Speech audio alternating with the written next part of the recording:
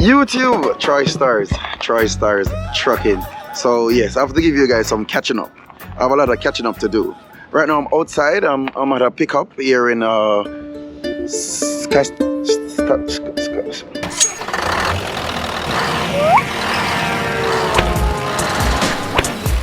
more videos like this, please subscribe. Saskatoon. Okay, so this is it. The load that I came with to Winnipeg, right? I got 2 pickup right after, right? Well, I saw 2 pickups. So what I did was I realized that I could take 2 loads. So I took 2 loads in Winnipeg, take to Saskatoon, and then I'm taking a load from Saskatoon back to Idaho. But no, I cannot confirm the load with the guy there in Idaho. So it's having me, because he told me the load is there. I set up myself to go back there to get that load. But now I'm starting to realize that he don't have a confirmation for that load. So now I'm kind of worried or worrying, because I don't want to go there and knowing that I'm not gonna get the load. That's not good, you know what I mean? It's not gonna work, you know what I mean? So yeah, I'm here picking up peat mass in a place called Carrot River.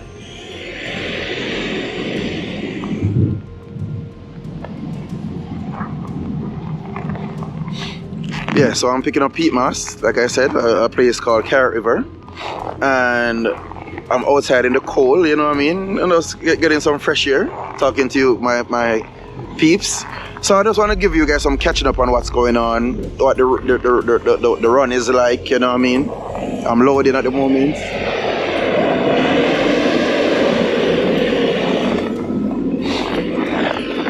Go back in the truck now.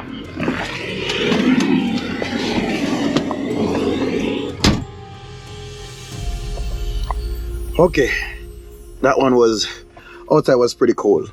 But yeah, I'm here in Carrot River, like I said, picking up this load to go Idaho, sorry, I don't know. My face is a bit swollen. I don't know what happened. I sleep and I get up and right here my face is swollen, so I'm not sure what's going on. I don't know if I eat something that I'm allergic to, but my face here is looking fat, right? But anyway, let's continue. Let me give you what happened from that load in Winnipeg to Saskatoon. So I was there in Winnipeg at the truck stop after I made the delivery on the Friday afternoon. I made the delivery with the load coming from South Carolina. Made the delivery in Winnipeg, then I went to the truck stop. While I was at the truck stop, I set up my alerts, because you got to set up your alerts with certain prices that will encourage you to move. Then I got an alert on a load, paying like $7 from where I was going into Saskatoon from Winnipeg.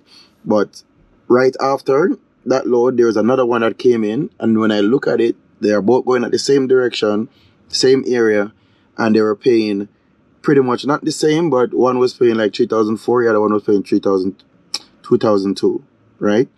But they could actually all inside the trailer. Now, based on the weight, one was 27,000 pounds, the other one was 10,000 pounds.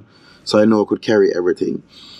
When I talked to one of the brokers, because the first one that I booked, I didn't tell them I'm gonna take another load with it, because the last time I did that, they wanted to lower the price because I'm gonna take 2 loads in the trailer. So I said, you know what, let me just work on just one person. So I said, one person that I already have a load, I'm going to your direction, I will take it. How many trailer how many skid there is? And he told me, he asked me how much I'm gonna pick up, and at the time I know I was gonna pick up 16 skids. So I told him 16, and he said, okay, don't worry about it.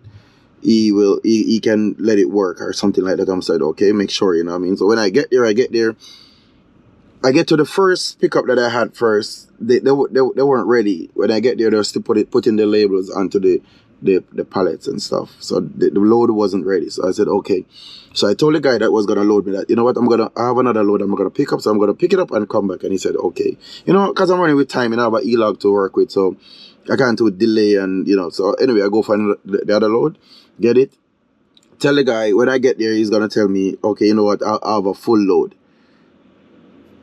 I said, listen, I tell you that I already have some loads that I'm gonna pick up, and yours is and you told me you was gonna let it work. And he's like, oh, your truck is empty. I thought he was gonna, try to pull off some general thing. So I'm like, listen to me again. I told you, if I can't carry it, I just can't carry it, so I'll leave it. So he said, okay, we're gonna put it, you can double stock. So I said, okay, that's good. If you can double stock the load, and double stock would mean put a pallet on top of another pallet and put it in, and then everything will be good, right? What I've done wrong, I should have go out there and watch him load, but it was extremely cold. It was minus 21, and it was extremely cold. So I'm like, you know what, I'm not gonna go out there. He said he's gonna double stock them, so let me see. Why I said out there, because the dock was an outdoor dock, like, it wasn't an indoor dock, so I could have go out and actually take a look. So that's for my laziness. Anyway, I got loaded, and when I go around there and look, I saw double stock, but what the guy done was only double stock the last 4 pallets that he had. The last 4 double stock. He didn't start double stocking from the front. Anyway, there were a bit of space there, but in my head, I'm not sure if the other loads that I'm going for could have all there, you know what I mean? But, if he had just double stock everything, I'll be in good standing, you know what I mean? But when I get to the place, it's a good thing the guy there could double stock some of his load, and then when he finished he turned the pallet sideways just to let them fit. That forklift guy is a very good guy. I'm not gonna lie to you. He let it work, and his load was the first preference load, and he let it work. Like he tried to put it in there and he worked with it. You know what I mean? I'm like, yes, this is the spirit. So what we have to do, we have to put one of the loads on top of another load, but they can't, based on how the loads are situated, you cannot double stock those ones. So what I had to do, he had to put it inside the truck between 2 of the pallets that is there already. I have one end and the other end holding that one in the middle. So I have to strap around that pallet that he put on the top. I have to strap around it and put a strap under the bottom. So what I'm explaining is, if someone to actually take the load from underneath it, it won't even fall down. Based on how I strapped it, with the load from under the pallet go up to the top, right, and the other 2 go around. So I basically pinned it on to the side of the trailer based on how I strap it. So I did a tremendous job in terms of keeping it safe right there. It couldn't move. So I get to destination, it was still there, good standing. I was pleased with my work. Anyway, that being said, I finished with that delivery 2 for 1. You call it 1 2 for 1. That was a good one. So the load that I'm picking up here in Carrot River is going to Idaho. It's not a strong load, but it's a load that can get you from one location to the next. It's a load that, you call this load a travel, like a destination load, like a load that will take you to where the good load is. That's what you call this type of load, right? Okay, so I'm finished loaded. The guy told me I should take a couple straps, make the strap the load and take the load onto the scale.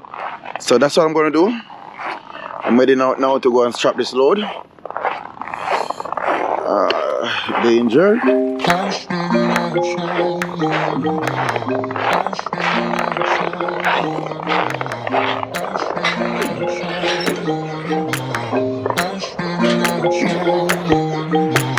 I was standing outside waiting for you. You were always taking time, baby, playing it through. I was calling out your name with my eyes on the wall. You were running like a ghost from me. You were running from me.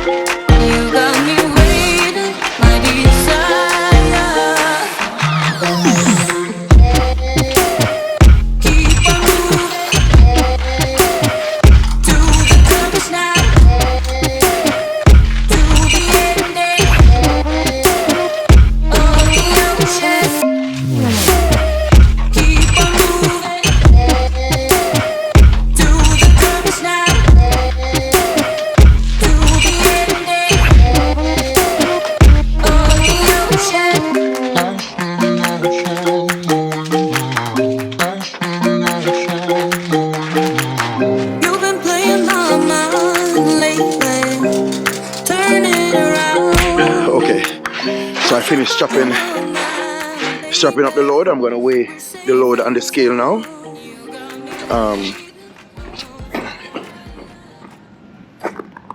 Make sure my weight is correct. And yes, guys, thanks for tuning in. It was about TroyStarz Trucking. YouTube, TroyStarz Trucking. Now, I have a couple announcements. Yesterday, when I mentioned my face is swollen, it's getting worse. It's getting worse, right? And my whole entire my gum is swollen, and my whole entire face right here is like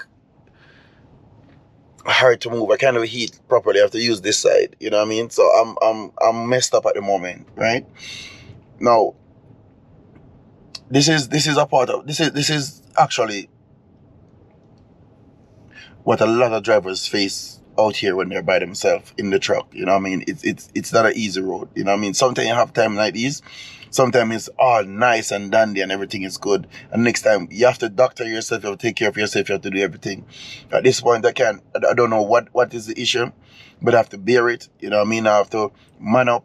You know what I mean? I have to keep pushing until I complete this load, and then I will see, you know, what happened from there. But as for now, I'm trying to seek how I can get home, you know what I mean, to get better. But anyway, now I'm in Vauxhall, Alberta. I'm using a border crossing by the name of Port East, going into Idaho with the load that I take from, you guys already know, Saskatun, Carrot River, yeah. The load that I take from there, I still have it now, and I stop at a location. Well, this area is okay. This area that I'm at, right? Because I planned the route that I was gonna take. Before I get to this one, I planned it. I was gonna cross at a border called Sweetgrass. I was gonna cross at that border called Sweetgrass, and I planned my route for it. I planned my fuel station and everything. The broker told me crossing at this border would be much better because Sweetgrass you have to go in Montana, and in Montana you're talking about chain up if it starts snowing. This one here, as you go across the border, you're close to destination. When I check it on the map, that was correct. So I said, you know what, change your plan. No, that change of plan, I didn't put in my fuel and all that. I just change the plan and start going, because in my head I'm saying, you know what, I will find like a fuel station somewhere. Let me tell you, the only fuel station I found that my car could work, and the other fuel station that I saw was closed, so I couldn't get what I want. Now I'm low on DEF and I'm low on fuel. I know a friend of mine would start cursing now to be like, Troy, why would you run your truck all the way down to half-tank? You know, as soon as you get to half-tank, you should go and fuel up your truck. I was a bit lazy and a bit skeptical because out there was minus 24. Out there was minus 24 when I was on my way. And I'm like, oh my goodness, I'm not going to go. So it's my fault, basically. That's what I'm saying. I'm going to show you on my dash. Even the engine check light came up. The DEF is on, and the gas light is on. So my heads up to you guys, do not let this happen to you. Do not, because look where I'm at.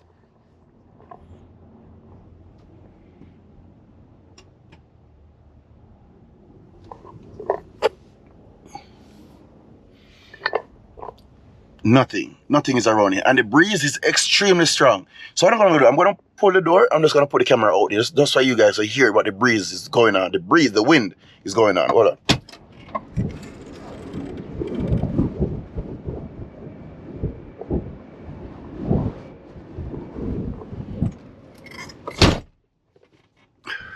I don't know if you guys could hear that, but the breeze is terrible out there, right? The truck is rocking like this. You know what I mean? So I'm gonna start my journey. I just get my pre-trip ready. You know what I mean? And I'm gonna start. Let me show you guys what's going on with the fuel.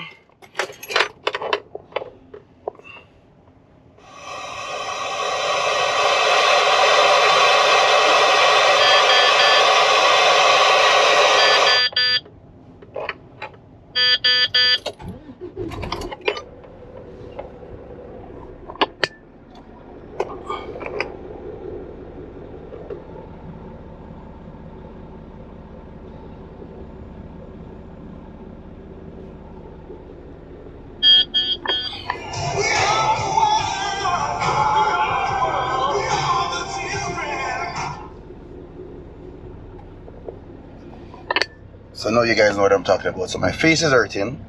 The breeze is blowing, constantly rocking the truck. I'm running out of fuel. This is my first time on this road.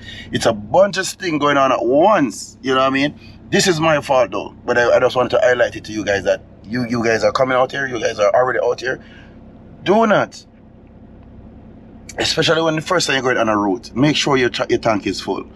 Because you need the fuel anyway. It's not that you're going to say, you know what? I don't want to take fuel here because whatever reason you have, you still need that fuel. So go ahead and take it. Do not let the price throw you off, because this can cost me more than just what the fuel price on the board, as in getting someone to take fuel for me here. You know how much money that would be? Oh my goodness. Anyway guys, well, I'm looking at a Esso gas station across the street, but it is for cars. So I could walk over there with a bottle and fuel up, and you know, purchase some and walk come back in this windy thing. Hopefully with the window don't turn me over to do this. And I just mentioned it because I'm saying the hassle you'd have to put yourself through just by not, you know. Okay guys, so I'm gonna keep you guys posted. Like I said, my head is hurting, you know, my face. I can't even talk, my gum is swollen. I can't even show you guys because I don't even know how to move my gum is swollen, and the whole entire face right here, my eye, and it's hurtful, it's painful. Okay, so this is it. Like I said, you know, it's TroyStarz Trucking, and I'm still pushing. I'm going right through, you know what I mean? It is what it is, you know what I mean? But it's the life of a trucker. Thank you guys for tuning in. And it's a boy TroyStarz. And if you're not subscribed, make sure you are. Make sure you are supporting my channel, because I see that a lot of you guys are watching, but I'm not getting the support that I need. But you know what? I will still push. You know what I mean? Thank you again. TroyStarz Trucking. Okay, peeps. Okay, peeps. So I made it to the fuel station. The petrol pass, the truck stop, right? I already had it in the GPS because I saw it, so I punched it in. But besides that, I still was running too low, because I could have came here and then for some reason they don't have any fuel. This would be bad, you know what I mean? But you know what? I'm gonna go outside, fuel up and stuff. I just want to let you guys know I get safely to the fuel station, you know what I mean? But anyway, thank you guys for tuning in. TroyStarz Trucking. Okay, peeps. So this is it. I finished fuel up, but guess what? There is no DEF here at this fuel station. If you can look at it, it's like an old-time fuel station.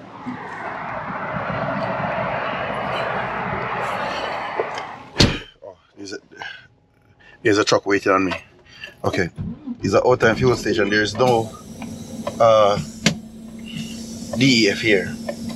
So now I have to find like a Walmart or so to get this, because there's none at this location.